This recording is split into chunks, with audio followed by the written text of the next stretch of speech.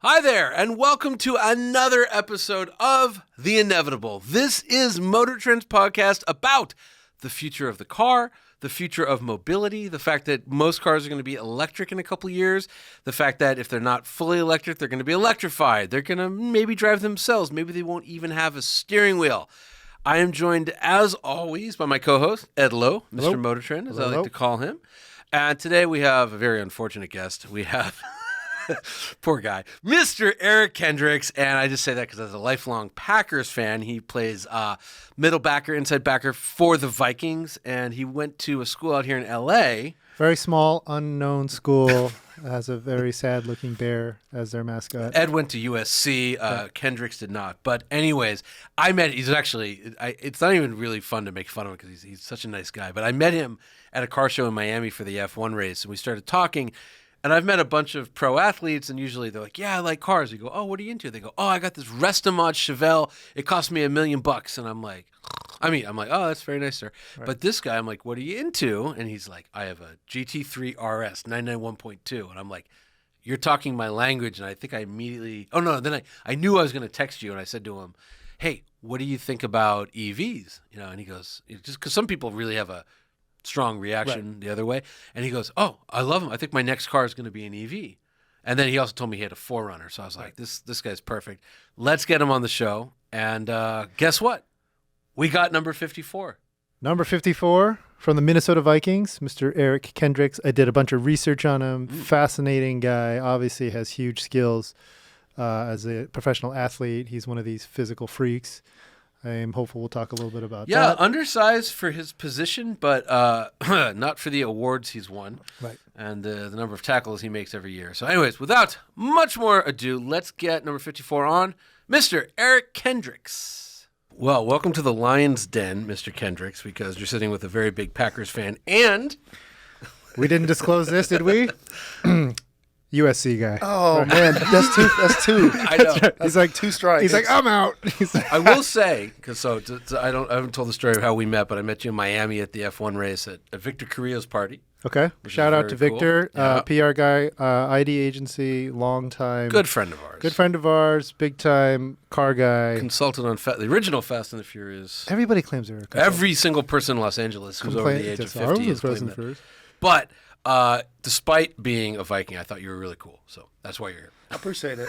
So there's a little bromance going on. Shout out to Victor, too. Right. Shout out to Victor. So apparently you guys were at a party. Okay, so this is an F1 party. This is the first ever Formula One Miami. Yep.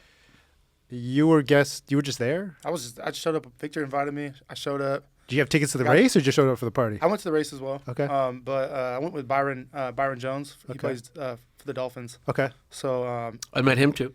Yeah, he just doesn't live here. here. He's a good Porsche guy as well. Yeah. Well, that was actually what drew me to you, was that I've met a lot of athletes that own cars that I'm not that interested in. Same. You know? Yeah. Okay. But you were like, yeah, I got a GT3 RS, and he's like, I got a GT3, and I'm like, my people, this is amazing. I had an allocation for it too, so I got to build it out for spec, you know. Huh. And Byron, I think what's his called? It's like a certain black. On his car. It's a PTS. Yeah, he told me the color. I can't remember. Gray black. Yeah. PTS means paint to sample. Paint to sample. So that you have Porsches which come in normal colors. Right. Then you have the optional colors you pay a little bit of money for. I want it to be my girlfriend's toenail color. Well, no. That you can't do that with Porsches. That's more like Rolls Royce. It has to be an old Porsche color. Yeah. So PTS is from signal yellow or from Guards red. Mm-hmm. Well, Guards red is a standard color, but like Zanzibar. Zanzibar is like a weird brown. That is a PTS color. Or like Oslo blue, which was like a 1974 launch color. And here's the funny thing. It used to be $9,000 for a PTS color. And then it was disrupting 911 production because everybody was like, that's no big deal. So they raised the price to $15,000 and the take rate went up. So everybody, supply and demand. Everybody wants rare America. shades. Yeah. That's this. We always end up talking about Porsche. This should be a Porsche podcast. There's like a Porsche factoid in everything. I'm on a Porsche podcast. Okay. It's fantastic. All right. So look, I think we kind of buried the lead here. Eric Kendricks, Minnesota Vikings, inside linebacker, been playing since 2015. 15. Yep. Prior to that, into the second school in Los Angeles. University of California, Los Angeles. I'm a Bruins We fan. I actually beat USC 3 times while I was there. Oh, I I'm, mean, glad my you, first- I'm glad you brought that up because let's talk about the first time My you played the first time I played. Okay, let me just explain this. So you don't have to explain it. We lost 50-0. Yes. You know. Yeah, wow. I came in. That was like my first, I think, start as a official start at UCLA, and I was like, I'm gonna come in the game. I'm gonna change it for the Bruins. Like, we're gonna win this thing, 50-0. Yes. That's a bad. That's a bad beatdown. That is beat. like that. Yeah. That goes on. That one There hurt. are T-shirts that people still have. They wear them to the games. But then you beat him three Three in a row, and I hate this because I had this stat down. He blocked a punt at USC. First career interception was against USC. Nice. The college career is actually insane.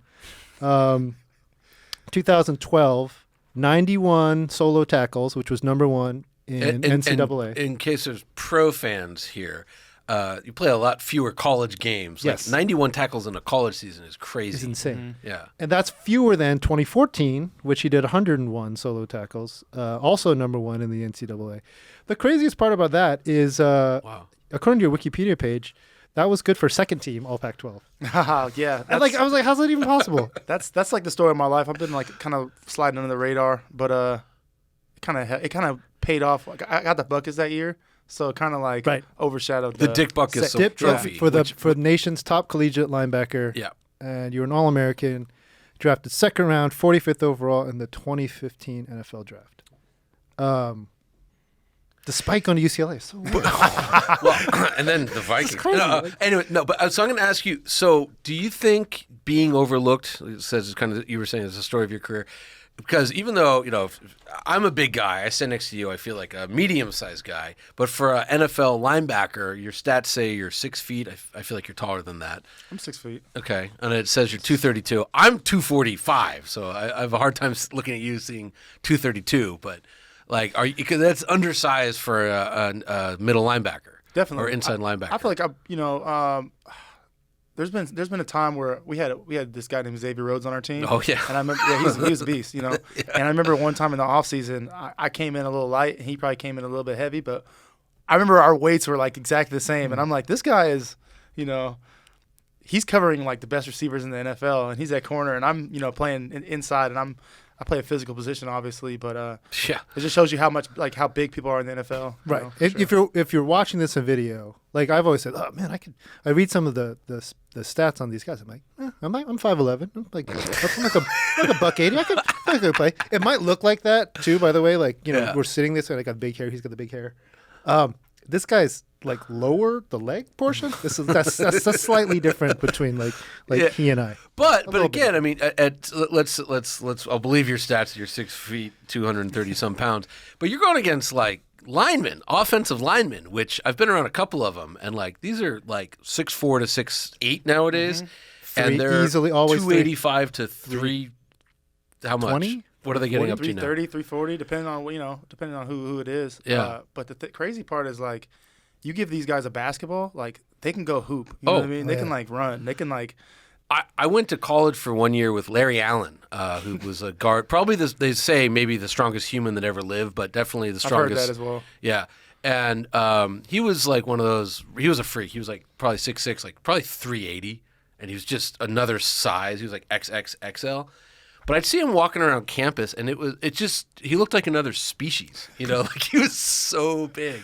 But we'd watch him play. He was fast, and I don't know if he could dunk, but probably at 6'6", probably dunk, and like it's crazy. All right. And you have to take them on. Yeah, I had to hit 'em. And then take them on, move them physically, and then tackle a guy who's bigger than you, because now NFL running backs Huge. are massive. Yep. Like they're getting up. But you gotta to, get around. It's a swim technique, right?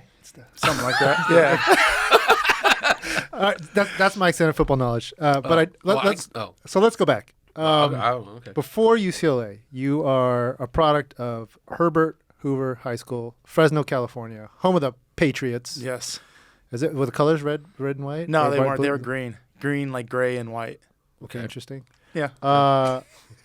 Your brother played in the NFL, Yep. got a ring, Got a ring Super Bowl ring. Which team? with Philly. Oh. Yeah. So How we did actually you lost. We How actually did I lost not know to that? Yeah, sorry. My wife is the biggest Eagles fan in the whole world. So I'm not an Eagles fan. Just so, as an aside, does he tease you like I got a ring, you don't got a ring, like that kind of stuff, or no? I feel like when it comes down to it, yes. Oh, okay. You know. Well, also, I absolutely. mean, is he like you're at Minnesota? You're never gonna get a ring. Oh, sorry. Wow. Well, he kind of just He's like younger. Wait, he's younger. he's older. He's he's 17 months older. Okay. So he's 17 months older. I got to watch him every step of the way. You know, we shared a room for 17 years before he went to college. Okay.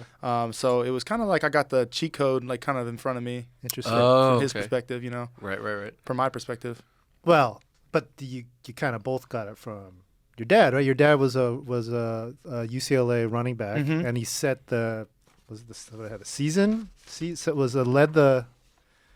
Your dad led rushing at UCLA in 1970 and 71. Mm-hmm. So wow. did that have any? Yeah, no doubt. And then I have a bunch of older brothers as well. My brother Chad and Terrence, who we were playing flag football with adults. When we were in elementary school, middle school, and they were just kind of like teaching us the ropes, and so we were always out there on the field, and it kind of worked out, I guess you could say. Right. Who did your dad play for in the CFL? Everybody has saw Canadian. yeah. Oh, did he? Argonauts. Argonauts. That's the one I. Okay. I always like the Rough Riders. Saskatchewan Rough Riders. Or Calgary Rough Riders. So I only want to talk about your high school years just so we can get to growing up in Fresno, which if you don't know is like the most beautiful part of California. It's not. It's just kind of a joke. What was it like growing up there? It's a farming town. Where right? does your car? Where do cars come in? Let's start to get to cars. Where does it come in, and what, or is anything to do with Fresno, and what do you got out there? Absolutely. I remember. I mean, specifically right now, I have a 1993 Fox body. Mustang? Mustang. That's the official car of Fresno. I mean, it's legitimately like Is it white? Flowmasters. No, it's black. Okay. But like Flowmasters, the whole everybody, it was just a thing, and I just wanted one so bad. So I finally got one this past year.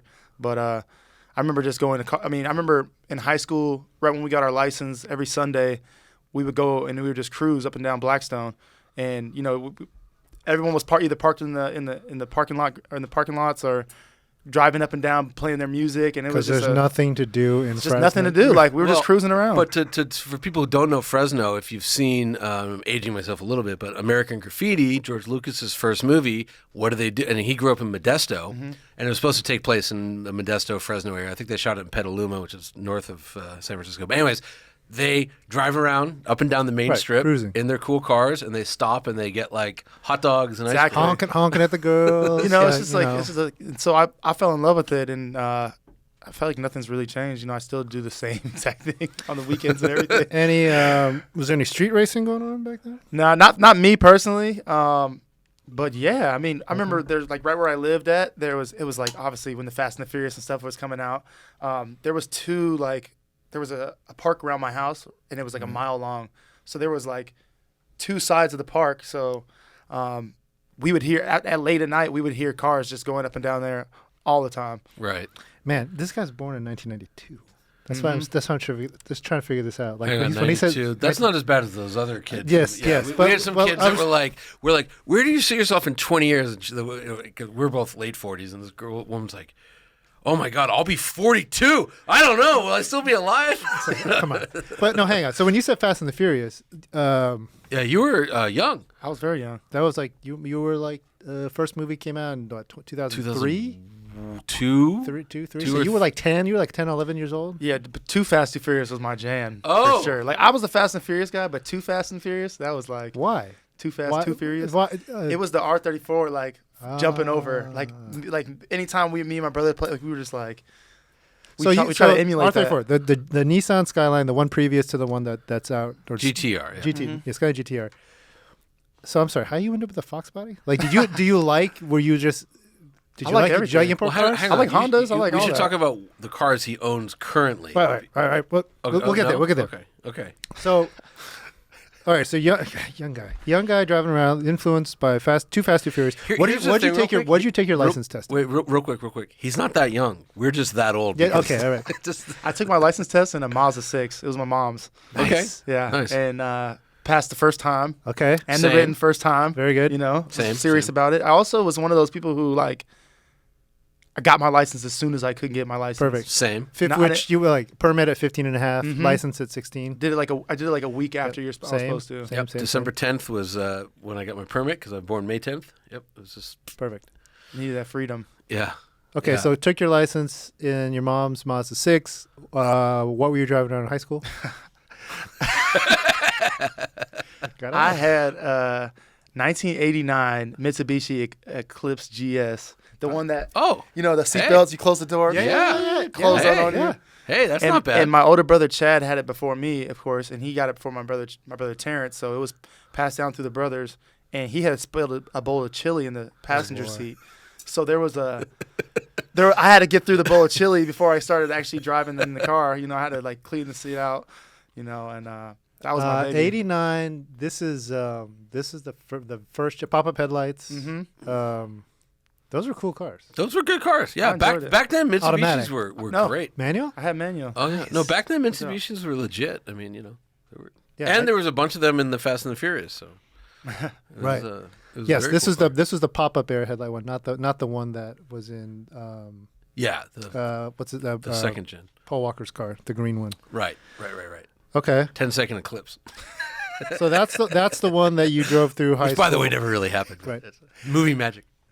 Is that what you took down to UCLA? No, it didn't make it. Yeah. Okay. Unfortunately, rest in peace. I was driving and it was like second gear and felt like the bottom of the car broke out from underneath it.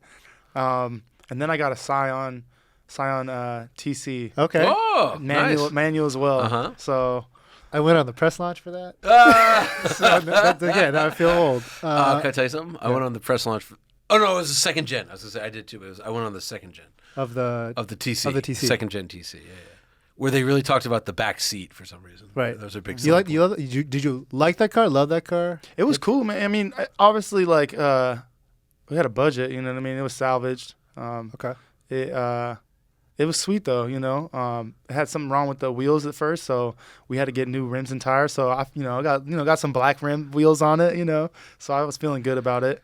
Now, for people who don't know, when you get to UCLA, you're in Beverly Hills. I mean, and it's like if you like cars, right? I mean, Yeah. it's a candy store. It's exactly. Well, and then every rich kid who goes to both UCLA and USC they're driving. I guess The richer at USC. Bentleys, all the. I was gonna yeah. say in my year it was like 3 Series BMW. I was like, oh man, everyone got a BMW here. No. But yeah, I guess it's level up now. Yeah, it's definitely. I've seen some crazy cars in the parking lot. So what as a car guy, you get to LA. What are your impressions of the LA car scene? It's amazing. Obviously, I feel like Fresno. I was coming from a good car scene. Sure. I mean, from what I understood, but just the casual cars you see everywhere around here. It's just like, oh, that's a Speedtail. Like what? Like Yeah. you know what I mean? Like Yeah. it's just like Yes. all the time. Roll up And at a it's Cars never and stops. Coffee, and there's a Bugatti. Never right? stops. Yeah. Right. I mean, I remember I was having lunch and down the street here in Beverly Hills, and a Bugatti Veyron, but like a Python green Veyron, which doesn't exist, so it was like some custom color, was going to CVS. We're like, oh, he's getting his Viagra. Like it was ridiculous. Like who drives a Veyron to CVS? One time I was like driving with like an original TDF. Like a Ferrari, yeah. and I was just like keeping my distance from it, like When you say original, you mean like the '60s one? yeah, the old, Oh, the, yeah. the So older that's one. like a $20 million car. And I was just like not getting close Really? to I it just at go. all. It's probably a kit car. It's fine. Yeah, It's probably Miata under there. yeah. No, it definitely wasn't. Well, I forget when we talked. Have you gone to Pebble Beach? So Pebble Beach is always during. Oh, during right. season. Pebble Beach when and you SEMA. retire. When Yeah. you retire. Pebble Beach and SEMA, I've never been able to go to because I knew we talked about it, and you said because the great thing about Pebble Beach is like when you see the TDF, that's a TDF. That it's when you like, oh, there's only one of those in the world. Right. Oh yeah, there it is. Because But let's pause it. Where did this love of cars come from? I don't know. I would say, I mean, I got to give a shout out to Hot Wheels. I feel like my mom got me, she got me the Hot Wheels. Okay. Were your brothers into cars the way you are? They were. I have an older brother, Chad, who what I really got into was like the RC cars and like he had an E-Max and we would take it out racing in the country and the brushless motor was like I feel like a thing at the time and That's we were right. just like Okay. breaking stuff, building stuff, and it was fun. But Yeah, I mean, I feel like I've always been into it, always been into Hot Wheels, always been into building, drawing cars, like everything. Oh wow. So Wow. okay, so it's Hot Wheels, and then were you reading magazines, or were you looking at, was there TV shows or stuff on the? I mean, you're old enough where I think by high school YouTube's a thing, right? Yeah, Pimp My Ride. I mean, Okay. Okay. it's like introductory, right, you know what I mean? right. But I mean, I just like even like the shows like How It's Made. Right. You know what I'm saying? Oh, Like yeah, yeah. how things are built and like Right. the whole process of it. I enjoy that like thoroughly as well. So I can get lost in some YouTube for sure. So where were you feeding like the? I mean, you know a lot about cars, not just new ones but old ones. Like where in your formative years, where were you getting that information? I remember we had a couple books in the library in my school at Buller Talent in Fresno, Okay. and they had maybe like 5 exotic car books, and I couldn't. My teacher would not let me get them all the time, but I got away with like, especially when I moved to different grades, kind of keep renting the book out to keep like looking at them. And I remember there was a F40 in the book. Okay. So my love for the F40 is like Okay. up there. What else? I think a Diablo. You know, Yeah, sure. I have no idea. But that's amazing though. Like you are putting yourself out to like learn about Seek cars. this You know out. what I mean? Like no one, Mm-hmm. like it's funny. You know, just like my dad, he did like cars a lot, but he just didn't keep up with anything new.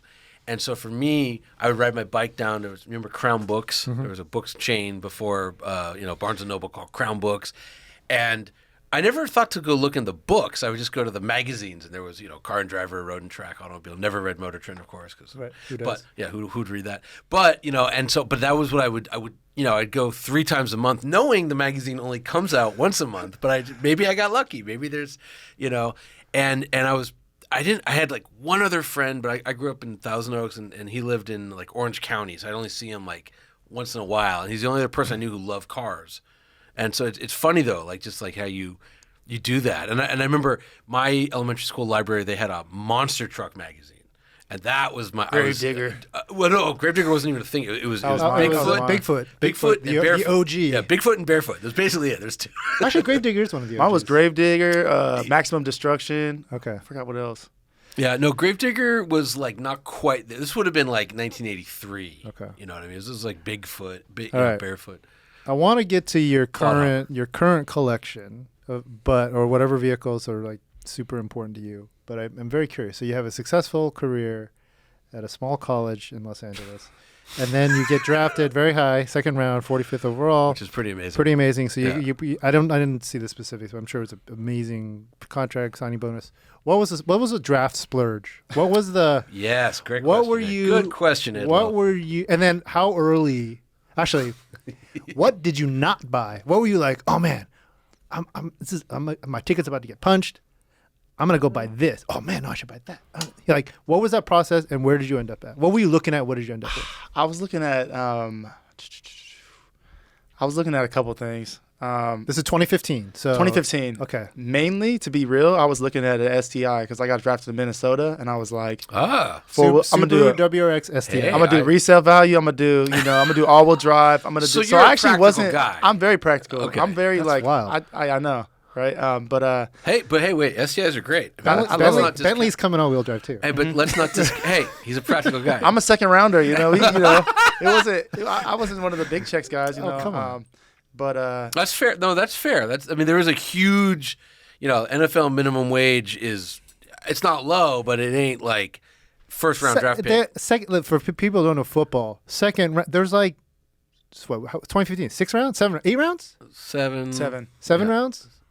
That's still he's in the second Yeah, round. but there's a first round. You mean, Eric, back me up. Like first round is much bigger money than Sure. second round. But I was thinking like, let me get a car that is good on resale. All-wheel drive. I love it, snow, but it's this crazy. and that. This is And how then- he thinks. And by then the I'll way. stack up a little bit. I would and have then- had a 2015 Ferrari TDF glued to something more expensive. It was so hard because in college I had like, all these dreams of like when I get to the league and this and that.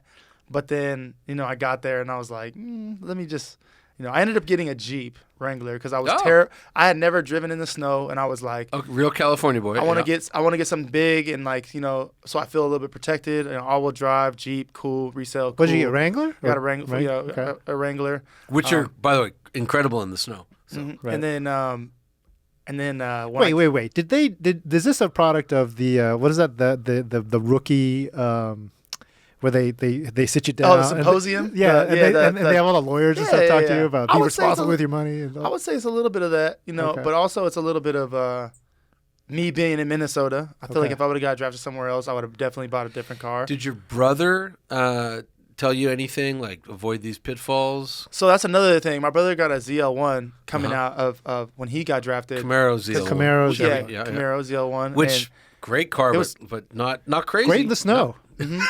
It was great. But at the time, you're spending a little bit of money on that compared to other cars, and so he was in Philly and he had that, and it's a terrible car. For I was able to drive it, but it worked. It worked. You know what I mean? Good in the summer. Yeah. But for me, it was like, okay, I kind of got that advantage of like him doing that a little bit, but for me, it was always like my next one. My next one still is.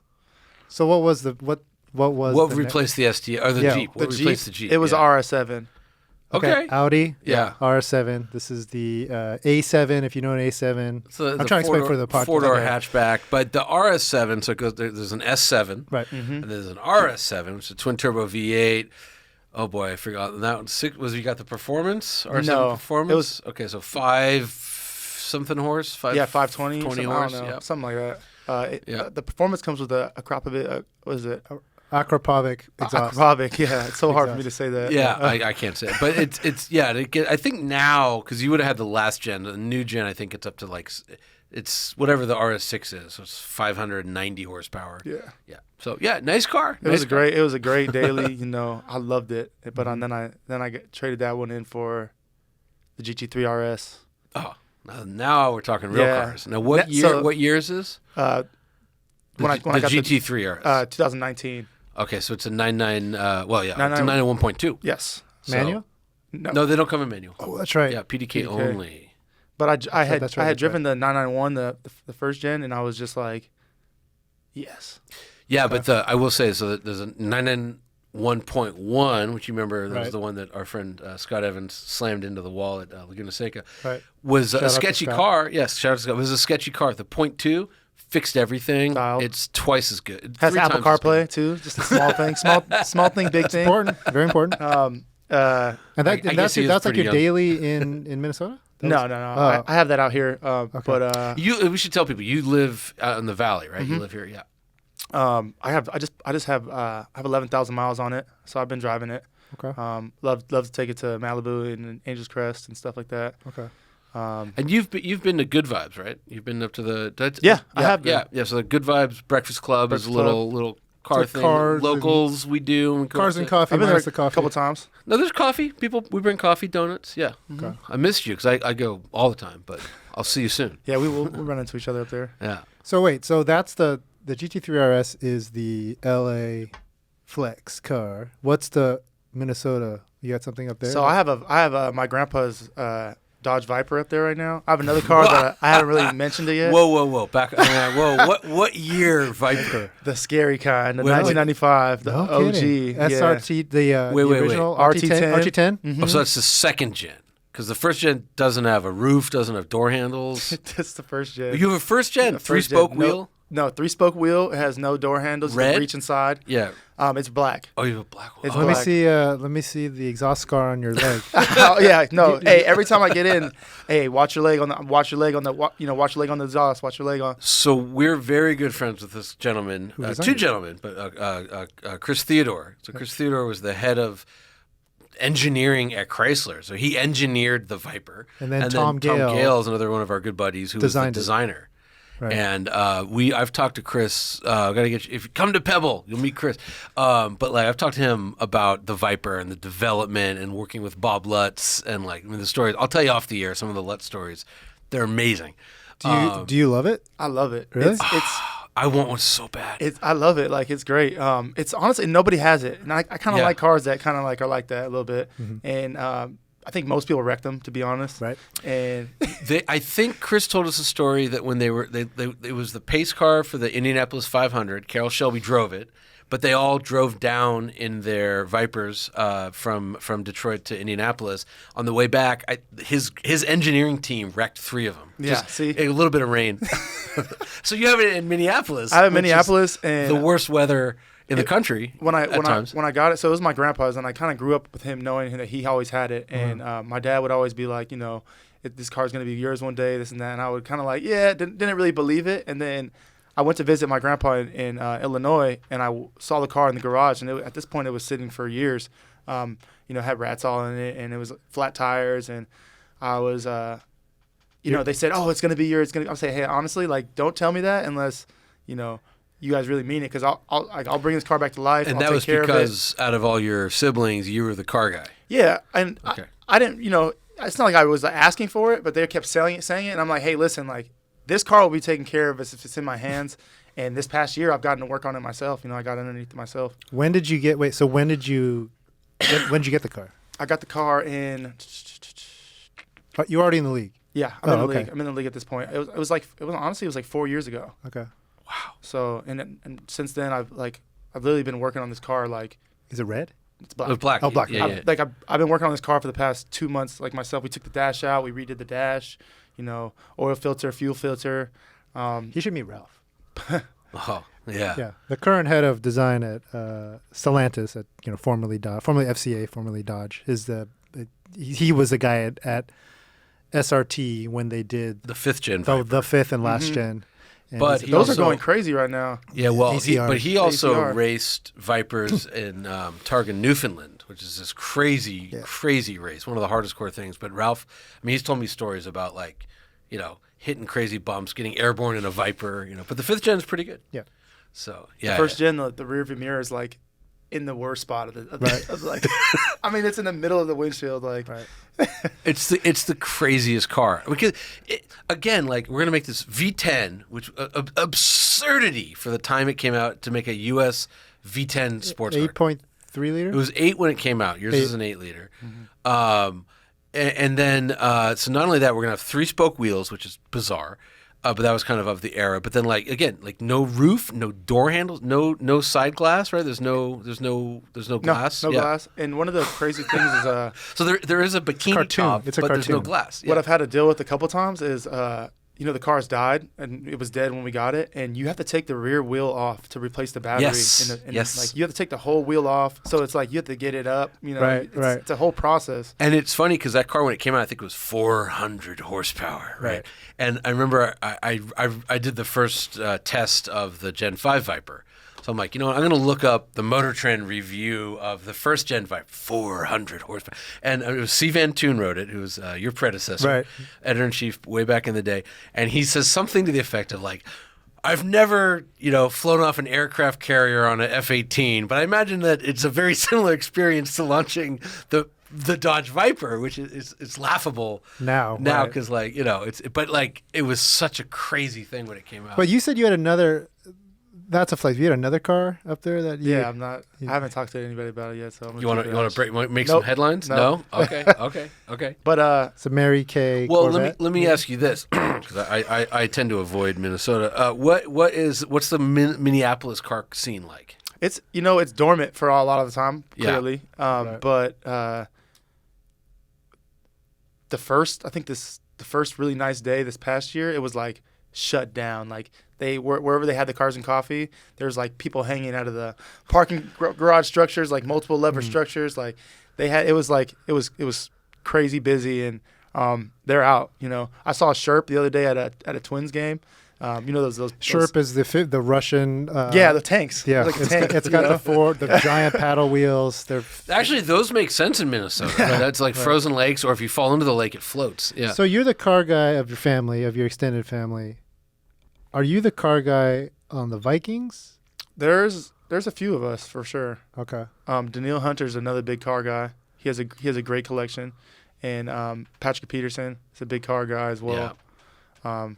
But have we talked about all the vehicles in your collection? You got anything else you want to Anything cool you want to? 4Runner TRD Pro. Yes. I mean, That's my daily. No, tell him what you got. There's a 4Runner. There's a 4Runner. I got old Land Cruisers. Like, Okay. He's got a diesel. I got an old diesel Series 80. 60 series. Sorry. Diesel Land Cruiser. Doesn't resonate with the young kids. Oh, I bet it's this guy. Come on. What? Whoa. Didn't you tell me you had like R34? See, he aired me out. Yeah. Oh, was that the spec? Was that Yeah, the that was it. spec? That was. Oh, I'm sorry. It's okay. I thought that was here in LA. I'm okay. sorry. Oh, I'm sorry. Oh. It's all right. Do we want to cut it? No, it's okay. Just keep Okay. going. Yeah, because that was when We're I not was gonna talk like, about oh, that's when I was like, we have Yeah, to you get might have a- mentioned that. Well, I meet a football player who has a GT3 RS and an R34. I'm like, this, we should probably hire him somehow. But like, Once that's again, Too Fast, Too Furious. You know what I mean? Is it blue? No. We'll wait. But- We'll wait for those but details. but that's Okay. incrable. I mean, Yeah, that's it's like great. so. So what's the story? No, since he we- doesn't want to talk about it. Yeah. So we're Okay. gonna move on. All We're right. gonna It's move on. great. That's all right. Obviously, we all know the. All right. I must be doing something. I'm sorry. All right, I'm that's sorry. cool. Any other cars we can talk about that are Shoot. I think that's it. Something What did we talk you- about? The something- Mustang. We talked about the Mustang. Talked about the Mustang. Talked about the Viper. Yeah. Talked about the R34. I mean, talked that's about the what GT3 that's a RS. pretty like Yes. serious collection of cars. right? Um. But Yeah. I did look up how much you're making every year. Is there? What am I waiting for? I'm super curious. I'm super curious. Is there anything you can't get? Like, have you tried? Have you like, man, I really wanted to get I couldn't get on the order sheet for The Chiron Ferrari or or something like, or you? Oh yeah, there's absolutely. It's hard. Yeah, no. Really? You can't just like 100%. roll up and say, No. Because sometimes there's people that are in line. Obviously there's not. or there are about 10 vehicles prior, and they're like or first if, on the list. if you're in right? California, the dealers just buy them and then they just resell them for way more, Right. 50, 50, 60 more. Yep. Yeah. Okay. Anything you want to, any car in particular, you're like, man, I would just be like, I got the money, I just can't get it, but I would get that tomorrow if it was available to me. Tomorrow. Is this like actually what I would get? Actually, Yeah, like sure. this is my dream car. I I know it's a hard question. We can come back to My dream car would be I'm like trying to think about Well, look, practicality it. It's too. like the new STI. I would just say also though, like a real car person doesn't have one dream car. You have many dream cars. And I've started getting some of them. I've started like checking some of them off the list. But I would say I mean it's obtainable. But I would say there's some Ferraris that I want to get eventually. Which for sure. ones? Let's talk Ferrari. I've always wanted the 430, the Scud. Oh yeah. But I was on a drive with Ferrari in Road Atlanta, and we were driving the Tributo, I think. Yeah. Yeah, Fit And- Tributo. Yep. And all the drivers were just like 458, 458. Oh yeah, that's a nice It's car. better. That's a nice car. The 458 is a really good car. It's a really, really good car, especially if you It's, can get it's quite livable too. But the Speciale. That's my white whale. That's like That's out me of my too. career. That's the one I haven't driven. oh really? Yeah. That's what I want. That's what I probably would say it's up there. We missed it. I think we sent an ex-employee to Italy to drive it for like half a day, but it was never in the press fleets out here. And so there's the Porsche, the 911. It's a 997 GT3 RS 4.0, which was a lot of people say is the best 911 ever made. Not everybody, but and so I never drove it when it was out 10 years ago. Last year I got to drive it at 25 laps at the Porsche Experience Center, and I'm like, best car I ever drove. And I text our friend Jethro Bovington, my former co-host, who's now was on Top Gear USA, and I'm like, mate, I drove it. That's the best car ever. And he writes back, he's like, oh, so you still haven't driven a 458 Speciale? I'm just like, Of course, he just has to push yeah, it of in a course, little bit. obviously, but yeah. Now that said, the 458 we did drive was probably a Speciale. Right. We got a very kind of like cheaterific 458. Another really cool So- car I feel like is the 959, the Porsche 959. And they have like I think Canepa. Canepa, yeah, Bruce, Canepa? yeah. That would be you so, want like a that would be like the best. A So remaster. okay, so I've driven a 959, absolutely incredible. Still feels it makes 444 horsepower, so and it's light, so it still feels modern fast, and it feels like a modern 911 in a straight line. Handling's not as good as a modern one, but still pretty good. Canepa, it's called the 959 SC. The S and the C is for Canepa. I got a ride in one, and they make it was 805 horsepower. Now we figured out how to do, I think, 850.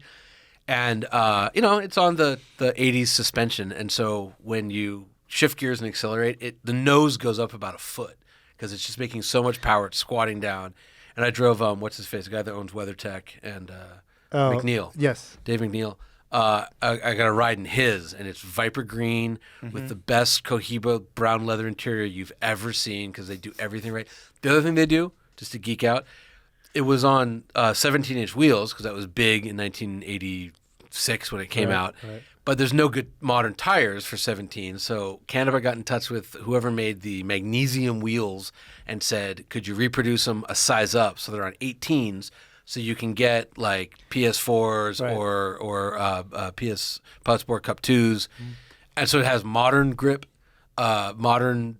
It's such a dream car. He's trying to tell you to buy one. It's $2 million, but that would be a good use of your money. That would be a very. Probably I advise you strongly, as your new best friend, if you get that car, I advise you to get that car. I'm still melting down from that ride I got. And normally, if I get a ride, I'm pissed off because I'm like, I want to drive it, But it was David McNeil, so they're like, you can't drive. The passenger ride was good enough. Right. It was just absolutely fantastic. So that's a lot of cool cars, performance cars, sports cars. But let's change gears. Let's get to this. The whole point of this. Let's get rid of gears. Why are you here? What's been your history in electric vehicles or even electrified? So my history in it. So my mom was looking for a new car recently. Okay. Her lease was up, and we were looking for something that's good. Obviously, electric came into mind. She had the solars already set up. Everything was all dialed. So we started looking at we looked at the Mach-E. I forgot what we looked at the certain Hyundai. I think they had another one. I forgot what it's called. Ioniq 5. Yep. And then we hit up Tesla and said, what about the Model 3? And they were like, do you want us to pull up right now so you can drive it? And I was like, yeah, absolutely. And they pulled up to my house, and they just gave me the little card or whatever. And then they're like, all right, see ya. And I'm like, are you just going to wait here? Do you want some water? And they're like, no, we're good, Drove it around and put the order in that night. So my mom is definitely loving her Model 3. Wait, did you pull some? Was there a VIP, super secret NFL VIP line that you got? Or no, you literally just called? They didn't know who I was. I just called them at the time. You're in LA? You did this? I was in LA. And at the time, it was like 3 o'clock in LA, so they're gonna get some traffic wherever they're coming from, and I was pleasantly surprised. But I've heard similar stories, like Spike Ferriston, who's a guest we had on the show, and he said that's what sold him on it was the buying experience. Easy. And then when he bought it, they're just like, okay, the car will be there tomorrow, and then the guy just shows up texts him hey, I'm on your driveway, the car's here, bye, which is quite different than I just bought a Rivian.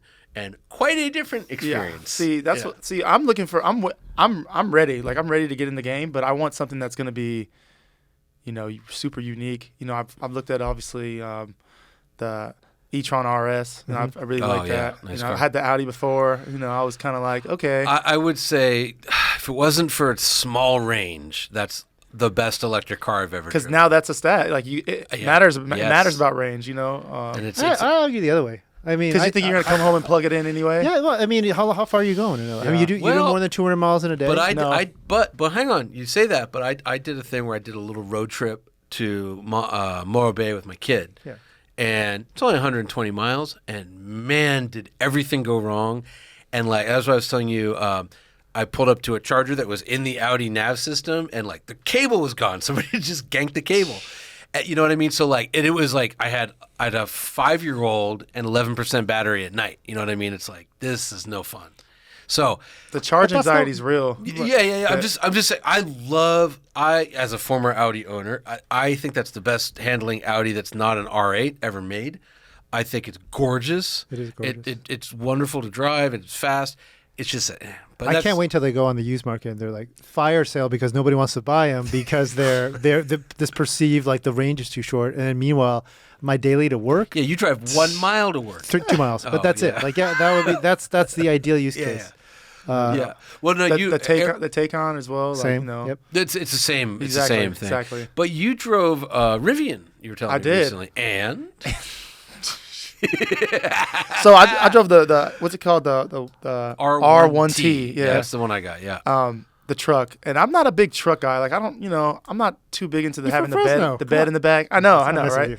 But the R1S that's coming out, that has my name written all over. I mean, it's fast. Yeah. The car's fast. Oh, 835 horsepower. It feels good. You know, the trim lighting on the sides just looks good. No, it's crazy because you mentioned the Audi and the Taycan, or Taycan, however it's pronounced. The Audi is like maybe there's a 30-second boost mode where it makes like 690 horsepower. The Porsche does 750. This thing's 835, 908 pound-feet of torque. All day and long. it's a 300-mile range. All day. And it's funny because I was like, in the back of my head, I'm like, I'm going to get the SUV. Because we got early access to the Rivian, and I was like, I can't believe how good this is. Mm-hmm. Especially back when it cost what they've raised the price. Mm-hmm. My wife saw the truck, and I've never in my life thought about getting a pickup truck. Jewish guy from Thousand Oaks. What the hell do I need a pickup truck for? And my wife sees it. She's like, I want that. And I'm like, yes. I'm like, wait a second. Now it's a pickup truck and it's 835. Right. And she's like, I want that. I snuck the Packers colors by her. That's a yellow with green interior. So you love it. So you like the Rivian. We'll get into why in just a second. But I want to ask, if you let's say you get your name on a reservation, or if you don't, we can help you with that. We know some people. Mm-hmm. Is this LA car? Or is this for Minneapolis? I think a little bit of both. I mean, want to get two? Well, honestly, that's what I was. You like how he's spending your money? So that's kind of like what I've been thinking. My fiance, I'm about to get married in 2 weeks. Nice. Hey, thanks for coming. Yeah. But my fiance, her lease is up, so we just paid for it because obviously the used car market right now is crazy. It's just nuts. But she likes it. She likes the Rivian as well. So I'm thinking, okay, maybe eventually, I want to go both of our dailies electric. Wait, what's she driving right now? She's driving a Velar. Okay. Range Rover. Range Rover Velar. Right. So beautiful car. I'm thinking that, if she goes she with knows the Rivian, what time it is. She's got the Velar. You're dailying in a 4Runner. Mm-hmm. The 4Runner's, hey. But I would say this, though, like if you think about it, and again, this is what's crazy about these companies like, Tesla, Rivian, Lucid, is that, man, why isn't there an electric Velar to buy? Because that would be, guess what? It's going to be the Rivian R1S. But I want to get to stylistically and size-wise. Could you practically drive a full EV in Minneapolis? Is it supported? Do you like the infrastructure? You got enough chargers? Where I live, someone has a Tesla. A couple people have a Tesla, and they've built it into the parking garage. So I know for a fact I can, get a charge port as well. Okay. That's why I'm like, I mean, ideally, me and my fiance's cars will both be electric pretty soon. Here, it's just I'm waiting for something unique, and obviously waiting for the S to come out. So you would be okay. So I would say real quick. I would say show your fiance. My wife again. She's never even. Every time I have a pickup truck. In fact, one of the angriest she ever got at me was.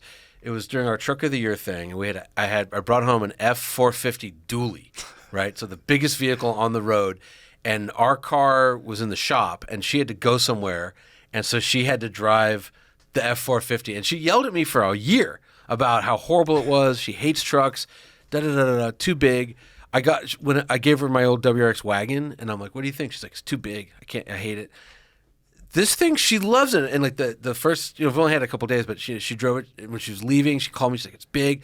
She comes back. She's like, great turning radius. So I'm just saying, show your fiance the truck because it might be like a 2-year wait for the SUV, whereas the truck is maybe gettable. No doubt. It's definitely gettable. VIPs can get. There's no VIP at Rivian. There's a way. Well, I just shouted them. Yeah, I just texted no. So this is. I want to stay on this for just a second. So Minneapolis has the infrastructure you said because you live in a place that you can put a charger. But in your home. I don't know anywhere else though. That's what I'm saying. What about at the practice facility at the practice stadium? facility has a couple chargers for sure. Some guys have some electric vehicles. How many months out of the year are you living in Minneapolis? I think 7 or 8. Okay, so most of the year and most of the coldest parts of the year, correct? I think it's like I mean, Or are you on the road? it's they definitely leave in January. Yes. You know what? I'm not Definitely not there in February. No. So like season can last till February. Okay. So. Coldest time is like February. March, yeah, so I right? kind of Okay. leave middle winter, but at the same time, Well, it can snow. It can snow after Halloween, I would say. Okay. But for us California kids, Southern California kids, how cold? Like tell me about your first winter in Minneapolis. Shoot. I've seen some crazy accidents. Obviously. Yeah. I was driving my 4Runner to work one time, and even the salt trucks were off the road. Oh wow. You know what I mean? And Well, of course they are, because they don't have salt in front of them. But it gets down. I mean, it can be like 40 below happens. it's like to where you take a deep breath and you feel it in your chest. Like, I didn't own a jacket before I moved out there. I'm a California boy.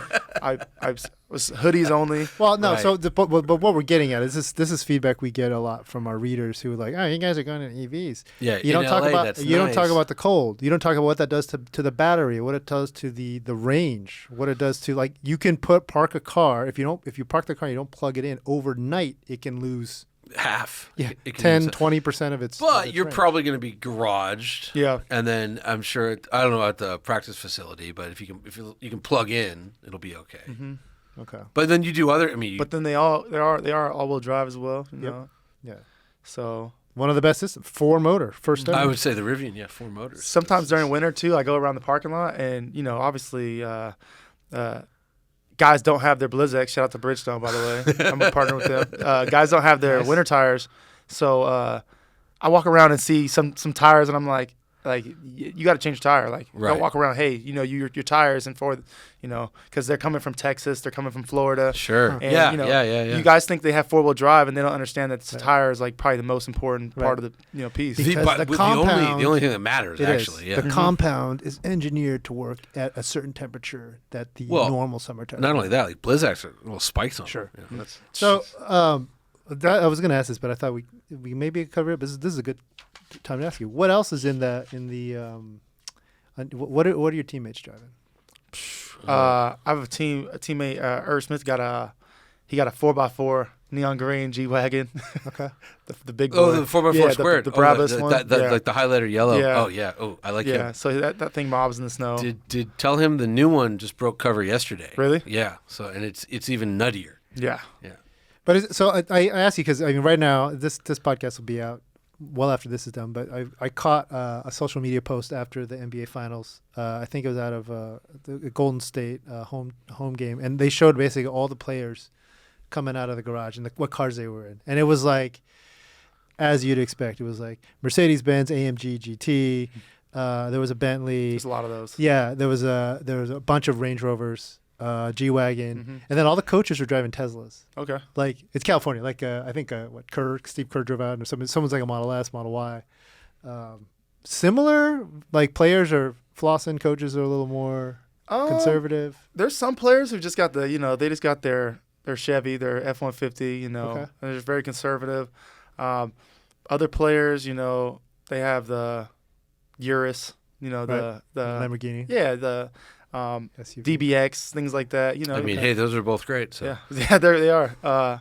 People always hate on me for the 4Runner. Why do you have a 4Runner? I'm like, man, it's unique. The color is nice, it's rare, and the resale value on it, I can get exactly what. I mean, I keep talking about resale value, but I'm all about it. I love. Yeah, he loves it. He's going.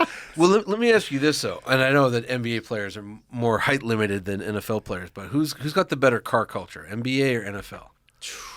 Based on what you've seen. I think financially, the NBA is in a better position. Their contracts are pretty wild, and the people who do collect, they're able to collect in abundance. They have face value. People know who the NBA players are. Right. It's a little bit harder, I would say, on the you're wearing NFL Name, side. you're wearing a image, helmet. likeness, right? But- in NBA, you're Mhm. wearing you're not wearing pads. You don't got a helmet on. Yeah, They yeah. see your face. But me and my buddies, like, we're about it though. Like, I've been learning how to like work on cars myself. I know that Byron and Daniil, I've been hanging out with them recently. They're like enthusiasts, like through and through. And Yeah, I mean, I met Yeah. Byron, And he was like you. You know, like I said, you just happen to live in L.A. And I was like, this guy would be great for this podcast. And he has a 997. I think he has a 930 turbo as well. Yeah. And he's looking for more. So he's all about the. I love it. The Porsches as well. Because my here's the thing. Like you see. Somehow, maybe more, you see NBA players in their cars. The only thing I ever see, and just because maybe the NFL is a more conservative organization than the NBA, was the show Ballers, Right. and that kind of exposed a little. I kind of knew everybody wound up in Florida in the off season, and they had crazy cars. But did you watch Ballers? Yeah, I've seen it. I've seen it a little bit. How accurate was the car part of it? Not the other nonsense. A little bit. Some guys have money, they buy cars. For sure. Some cars are not. They're not cars that I would buy. I'll probably get a little bit more limited or things like that. But in the same breath, like they work their butts off so where they can afford those cars that they want. So get whatever get whatever yourself. Lamborghini or whatever you want. Absolutely. Yeah. Oh yeah. I mean, why not? Yeah. So let's get back to this Tesla that you bought. Your mom bought. You bought for your mom. Mm-hmm. You drove it. She drove it together. You drove with her. I drove. No, she was in Fresno. I was in Los Angeles. So they came and drove it. Dropped it off to me, and they dropped one off to her. So we both drove it. What? Came Wait, back. are you serious? Because she was she came out to LA one weekend, and me and her this is what I do. I just go to dealerships and just start test driving. Like I can do it all day. I do it constantly still. Right. But so we kind of had one of those days, and we kind of left undecided. So when she went back home, they just dropped both cars off for us to both drive, and we both came back like yes. Huh. Wow. And did she a good That's driver? Was crazy. she a good driver? Yeah. Is My mom is she's all about like driving fast. Like I want to say driving fast. She's not like reckless, but she loves like a nice fast car. She had a 70 Mustang as her first car, or like the Mach 1 or I don't know what year it is. Yeah, Like, about 70. Yeah. But into the a lot of technology, and then it's a big step. That car, like, did she try any like the autopilot mode or any of the I weird think stuff? she loves the braking the most. Letting off the one pedal driving. One pedal driving. Yeah. So funny you say that because that was my wife's one complaint about the Rivian, was she's like, I hate this. Like I hate when I come off the pedal. It starts slowing down, and I'm like, you know what? Give it like a month, because everyone I know who gets used to it, they're like, it's so much better. On the Rivian, you can adjust it too as well. Right? Yeah, you can you not enough, but you can go from like normal to heavy. But there needs to be like a sail mode, because the Taycan and the Audi, they have sail mode. So if you're like at 80 miles an hour on the freeway, slight downhill, you lift your foot and it'll just coast. It won't start regenning. So anyways, yeah. Right. So you guys, you love it because it's an EV. You love it because of the acceleration, all the I love it because EV it's stuff? the best value as far as like value perspective. Okay. I talk about that. That comes into effect every time I buy a car. I tell you my Forerunner as well. So like from a value standpoint, especially where the market was at, it was like a no-brainer. Okay. So then why aren't you thinking one for your fiance or? No, for sure. She's not a big fan of Teslas personally. She wants something that's a little bit different. So that's why we're waiting. But my buddy had a Model Y that was delivered like 2 weeks ago, and I almost made a quick decision to trade in the Forerunner for it myself. Like Yeah, but it was the long range, I think. Yeah. I wanted the performance probably. But what do you like? You like the yoke? You like the styling? You like the Model Y? You like the Falcon door? Oh wait, no, Model Y. Y is the the Y. little- Like the the little. small- Oh, you want the Model Y. Yeah. Sorry. But Okay. so I kind of was just like, oh, like it's here, it's available. But Have you? I didn't get it. Did you try the autonomous yourself? You tried any of the self-driving stuff? Yeah, I've tried it. It's pretty crazy to see even on the screen, like the cars coming up and like in the blob and stuff like that. Especially if you're in LA traffic. I'll just like, point out the Rivian does that. It's the same system. So, Well, I'm trying to get to the root of this. As a car, you're a car guy. I'm trying to sell him a Rivian. You're a generation younger than us. What is your interest? What is most attractive about these new cars? Is it just that? I mean, EVs acceleration is all the same. It's like instant. It's fast. They're quiet. But also, you smooth. said that you foresee you and your fiance both having EVs. Like, why do you think that'll be true? It doesn't sound like to me. It's about the autonomous, the level 3 perhaps driving stuff. Because I'm a driver. I want to I have a Porsche because I want to feel the road. I want to brake and accelerate and things like that. But as far as my day to day, practicality, And also environmentally friendly. Like, let's not forget about that. There's a lot of factors. Gas prices. I was about to say that someone is so concerned about resale. Yeah, it's like what's gas at in the valley these days? $8. I stopped looking, honestly. Yeah, good answer. Yeah. But it's just like it's the latest and greatest, man. You can't argue with the performance of it as well. Like, it feels good. It's a bit interesting though, because you can literally afford. I mean, and you're very practical, which is great. But you could theoretically afford like almost like any car in the market could be yours, and you're coming at it from a value perspective, the latest in technology, safety, and it's maybe it's practical. Yeah. Okay. All right. That's good. But I love that you said it's the latest and greatest, because I have this just a lot of car people. Let's be very specific. They have this knee-jerk anti-EV reaction, and then they're like, there's a lot of baggage that comes with like a Tesla specifically, right? If you follow like what Musk is tweeting or whatever, and blah blah blah.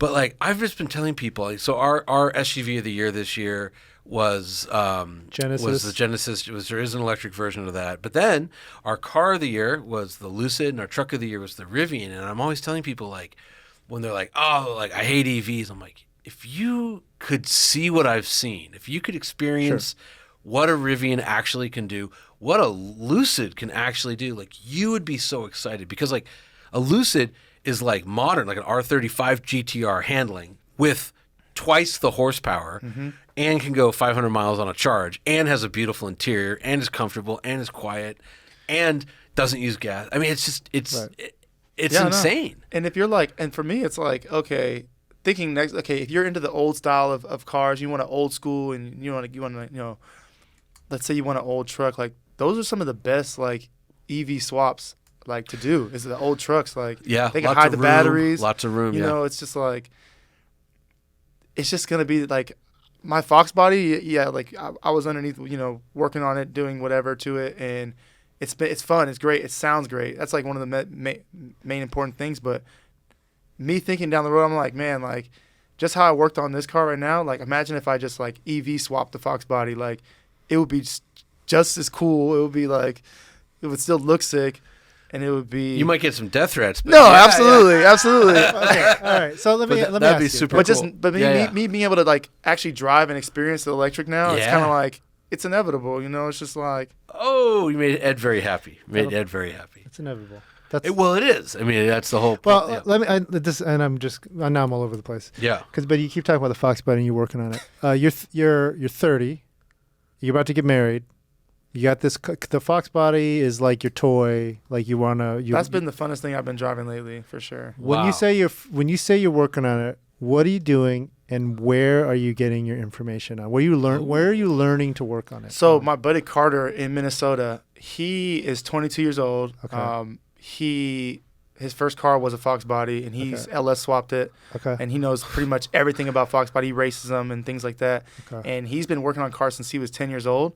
And I saw him on Instagram one time, and I kind of started messaging him, like, asking questions about, the Fox before I bought it. And like, out of the blue? Like, so we started sending links back and forth, and then there was like, all right, let's do this build. And so he helped me with, he did the majority of it because it was during season. But we kept the stock look of it, of the 1993, but we changed the brakes. They're disc brakes. They're from the 04 Cobra. Okay. We put QA1 suspension on it. Okay. Flow Masters. Just the basic stuff, but it like rides great now. Okay. All right. So that's it. So I'm looking for, like, where is this generation learning about this stuff? So it's from because Ed sees you as speaking for everyone who's 30 years old. Yes, exactly. But so you got it from a dude on Instagram. That's how. But that's a good place to get it. But me and him have been working on the Viper, almost like 3 days a week since I've been back. The past 9 weeks. And he's 22. Where's he getting his information? We're getting YouTube? it. If we get stuck, we pull up the YouTube. Like, we learned how to take the dash out of the Viper from YouTube because one person had a video of taking out the dash. You guys heard of this magazine called Hot Rod Magazine? No, I mean, like, honestly, like, is there any sites that you guys visit? Are they forums? No, we go to sites and he will print sheets out sometimes. But I mean, YouTube. Most of the stuff we're doing is just kind of like airbox and things like that. So it's not like we need to get up in there, but okay. Right. But like picking the right. How'd you decide on QA1? QA1 is a Minnesota company. Okay. He has it on his as well, and he loved it. It's It's adjustable as well. Why Flowmaster? Why not Borla? Why I had not? to do Flowmaster just for the culture. Yeah. Just for me knowing what that was when I was 10 years old. His name's Carter. So he's 22. So how excited was he to meet a Viking? I mean, Yeah, he must Must have lost his mind. But he never was like he always was cool about it. Like he obviously knew like some people like freak out and like sure do whatever. But he kind of was just saw me as a car guy. Right. And took my questions face value, taught me. And that's the thing. Like I'll ask him all these questions about what does this do? What's this? He'll tell me he'll give me a random quiz like, what are these right here? What is this? What does this do? So we go over like all that stuff, and I don't have to feel stupid because I'm just learning this now at 30 years old, and he's just which by the way sounds so young. But go ahead. But he's just an open book, and it's been so much fun for me, especially like off the field. That's awesome. So all that goes away when you buy an EV, right? Yep, all of it. Right, because you're not. Well, no. Hang on. I'm just playing. I'm just messing. Look, if you buy an EV, right, you can do suspension, you can do wheels, tires, brakes, aero, and so there's still a lot you can do. Imagine if I got an old shop truck and I just kind of like gutted it out. We sanded it down, painted it, and then kind of started putting it together with suspension first. Model and then we kind of let somebody else who probably is more technological sound. Or how do you say that word? Technologically sound. Yeah. Drop in a plaid powertrain and you're ready to go. I got a guy for you for that too. So yeah, we know some guys. We know some people. Moment Motors out of Austin, Texas. They can hook you up. But so I guess I'm getting at, you see EV as your daily, or your family members' daily. Like get me to practice. I got to focus. It's game day. The Fox body is the car for after the game or the next day, just to the game too. Oh, to the game? You want to roll up in the Fox, Oh, okay. Flex on. I mean, I want to do another interview with Eric. We just talk about the NFL. I talk about cars all day. I have so many questions because, I'm sorry, I'm just tripping out having an NFL player here. Like the amount of my life I've dedicated to watching and thinking about this stupid game where you just a bunch of guys smash into each other. It's crazy, but it's work an EV question into that then. No, I can't do it. I'm just like, I don't know. It's just nuts to me. I'm starting to fanboy like Carter should have. It's pretty crazy. Like what a crazy just the progression. thing. Like from where I came from, it was always obviously a dream, but just like I just remember my first time in an NFL stadium. Like we were playing. It was a preseason game, but it was Ben Roethlisberger. Was on the other sideline, and I'm just looking at him like, that's Ben Roethlisberger. Yeah. And I'm going to kill him. Yeah. I got a chance to hit him this past year, so it was kind of cool. This year doesn't count. That's but I one more. I want to do another, if we may. Yeah, keep going. I got a couple. So and again, because I mean, you're a big guy, but undersized for the position. In high school, I played center, and I was very undersized, but I was good. I was actually in high school. I could be quick, and I was the first one to know when to play. But what made you think okay, I can do this on a professional level? And there's there's 32, whatever, maybe 64 inside linebackers that start in the NFL, right? What a crazy thing to do. So That's it on the planet. Yeah, no, I mean, obviously, high school is one thing. In high school, you're trying to play to the next level, but you don't really know. But for me, like I said, my cheat code was my brother. My brother was so confident and so gung ho. Right. He was so proactive in going to camps and being first in line and doing these things right to where it worked out. And when I was in high school, watching him have success in college, I'm naturally, I've been playing on every single one of my brother's teams since I was a kid. I feel like I'm better. Let me go ahead and give it a shot. I had the confidence through him essentially. Are you better? I agree. I think so. But like I said, I have all these advantages. Well, you guys must have played, because I didn't look him up, but I think I saw a picture of him. You guys are roughly the same size. Yeah, we're roughly very, very, very similar. And you must have played the same positions. Mm-hmm. So you played running back too, and he played linebacker as well. Yep. Okay. And then did you? Who's better? Okay. But when you were in high school, were you dreaming of middle back? I keep saying middle backer, inside linebacker. I didn't really. So that's another thing. I was kind of playing running back and playing quarterback and doing all these like being an athlete. But I was just saying, when I decided to play football, I dreamt of being a running back, Okay, and then very quickly they're like, "You're a lineman." No, but when my brother went to college, my brother went to college as more of an athlete. Like he may play running back type, and then he started having success as a linebacker. So I'm telling teams are coming to see me, and I'm just like, I'm a linebacker. Like, oh yeah. You know what I mean? That's my ticket to get to the NFL. Like, I'm a linebacker. Right. Interesting. But I still have that kind of like that running back, that kind of feel. I feel like as a linebacker. Yeah, I mean, because again, like physically, I look at you and I'd say that guy looks like a running back more than. I just think of a linebacker as like 6'3", 270, and or someone like James Harrison, who's like my height, but like will kill you. So most intimidating. 7 years in the NFL. How many interviews do you think you've done? Shoot, how many interviews I've done that I've actually liked? No. No. I'm getting there. How many man. interviews? So let's say you got to do preseason stuff. You probably do what? You do one a game, like before and after. Yeah, essentially, you have practice ones. Some in the off season, some on their off days. Sometimes you have phone calls. Sometimes you have teleconference meetings, Locker room. Locker room. Which always looks pleasant, by the way. I've got, and especially it goes back to college. It goes back to high school even a little bit. But how many automotive interviews you done? I think this may be the first one. Yeah, that's what I was going for, right there. Nice. Yeah, I mean, I've done interviews about cars because people are starting to pick up that I'm like into it. But yeah, this is like first automotive I enjoy. podcast.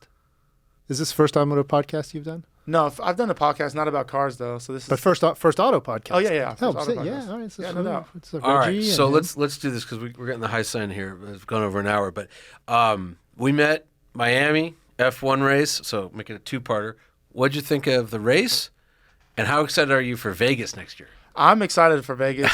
I'll start with that question. Yeah. That's sick. It's going through the city. Kind of like the. Wait, when is it? It's November. So you won't be able to go. You'll be playing. No, It's in November. It's November of 23. See, yeah. They just broke his heart. Well, but still, that. I had. But Austin is during season 2 as well. But I will say the Vegas. What I understand is all the U.S. races at least are 10-year contracts. So there'll be 9 more Miamis, and there'll be 10 Vegases starting in 23. I think what as far as Miami initially, like when I heard that it was like kind of in a parking lot. Yeah, exactly. I kind of was like upset. Like man, I wish it would have been kind of like throughout the city and things like that. But after getting there, I'm like okay, like especially if you're probably a driver, you probably want it.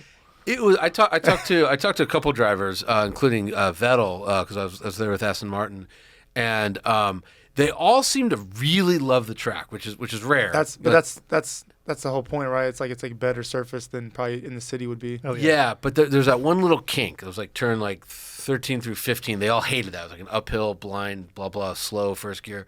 But I was so impressed. Like I thought the same thing. I'm like, oh god, it's in the Dolphin Stadium Park. This is gonna suck, And then it was beautiful.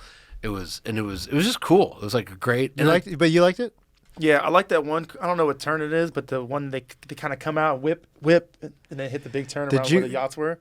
Did you get? Do you have seats? 7. Did you have seats, or did you do Paddock Club? A little bit both. I went with my buddy Byron, who was with the Dolphins. He's with the Dolphins. Yeah, so, he had the hookup. But also, we kind of were just walking around, just going from turn to turn good. a little bit. And that was your first F1 race? First F1 race. Oh. And. What's wrong with you? You make so much money. You don't play in the like go to Monaco, man. That's not in the. I've been. So Monaco is usually during I think the spring, and I mean I had. Yeah. Ed doesn't really know football. Yeah. We have OTAs minicamp, and it was just kind of like every time it's a long season. I thought about it. Also, he's only 30. What? How old were you at your first F1 race? I didn't make a lot of money. He's very. Ed comes from like I said, he's like runs MotorTrend, and his family sees him as a giant loser because he's not a 100%. doctor. Yeah. No, I'm just saying, there are lots of you got to go to Le Mans. You've been to Le Mans. Let him get through his NFL career. No, because he's gonna get married. He's gonna have kids. You gotta do this now. No, actually, my fiance was like the one who was pushing to go to F1 like the most. Yeah, because she wants a baby. Yeah, but breaking news.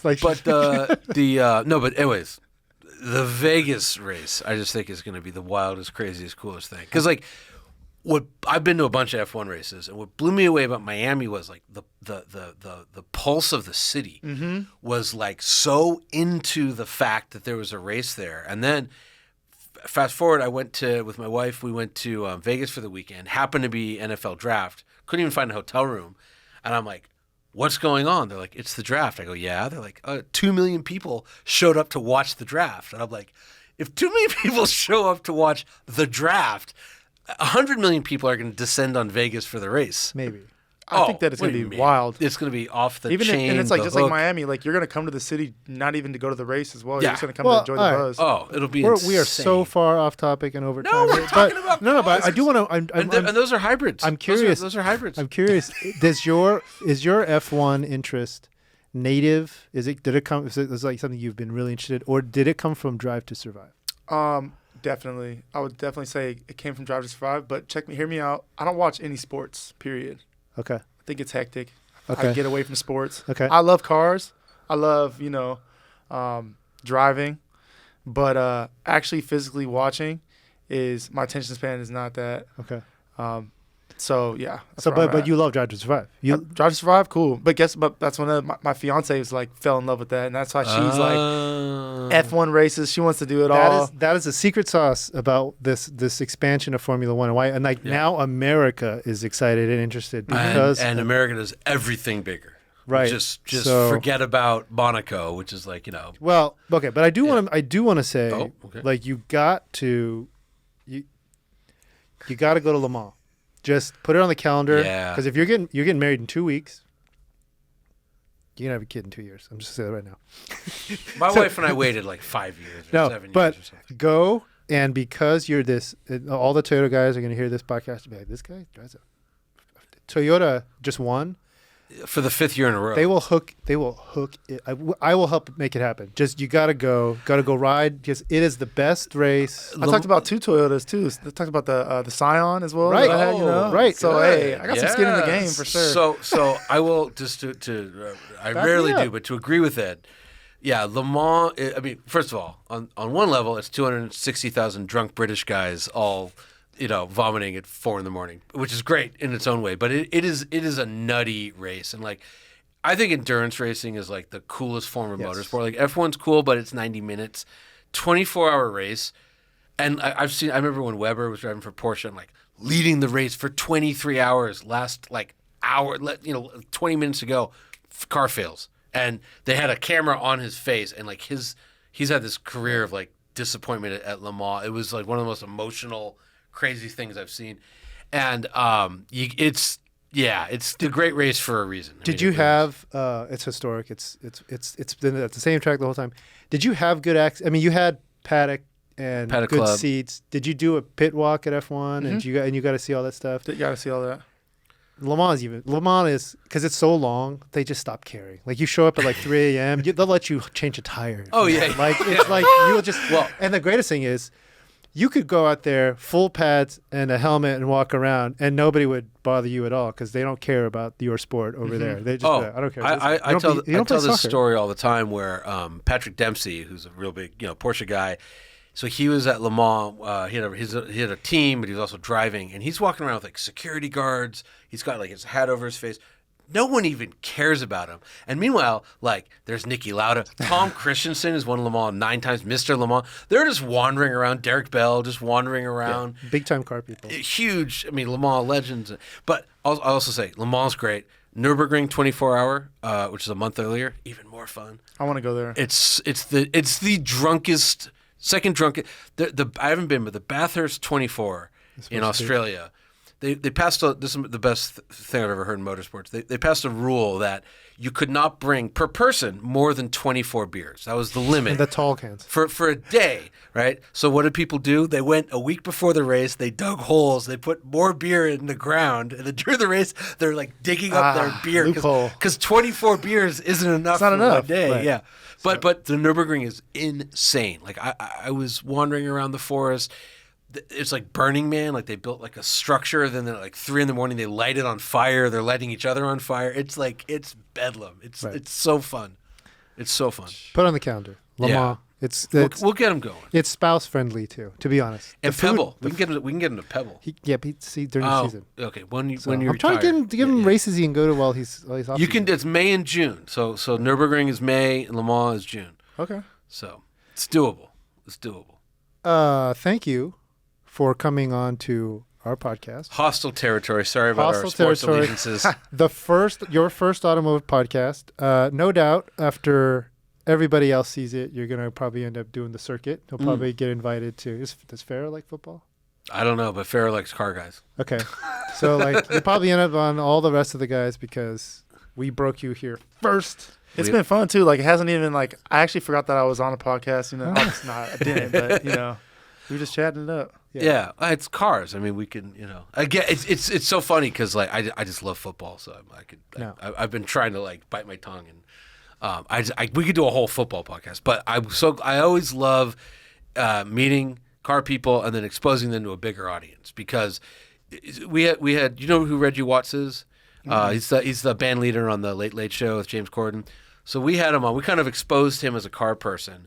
And then he did make the rounds, and He's done a bunch of car stuff. he just filled in for me on my other podcast. And, What?